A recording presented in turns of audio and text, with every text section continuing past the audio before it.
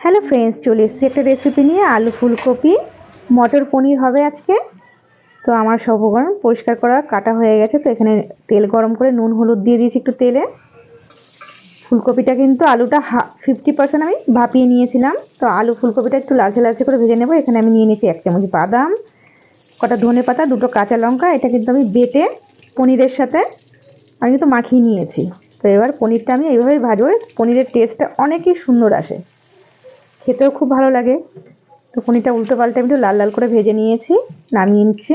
এখানে জিরে শুকনো লঙ্কা দিয়ে দেবো। এখানে আছে কাঁচা লঙ্কা, আদা, টমেটো পেস্ট।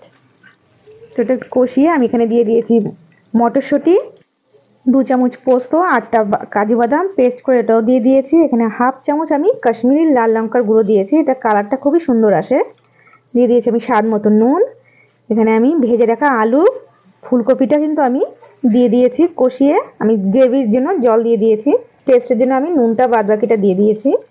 এখানে ঝোলটা ফুটে গেছে। তো এখানে আমি ভেজে রাখা পনিরটা দিয়েছি, আর দিয়েছি একটা ক্যাপসিকাম। আপনারা চাইলে নাও দিতে পারেন, আমার ছিল তো আমি দিয়ে দিয়েছি। তো এখানে 1/2 চামচ চিনি দিয়ে দিয়েছি, 1/2 চামচ আমি দিয়ে দিয়েছি গরম মশলা, দিয়ে দিয়েছি আমি এখানে ধনে পাতা। তো একদম রেডি। ভিডিওটা যদি ভালো লাগে অবশ্যই কমেন্ট করবেন।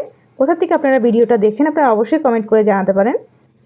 লাইক করে দেবেন, নেক্সট ভিডিওর জন্য সাবস্ক্রাইব করে দেবেন। আজকের জন্য এখানেই, নমস্কার।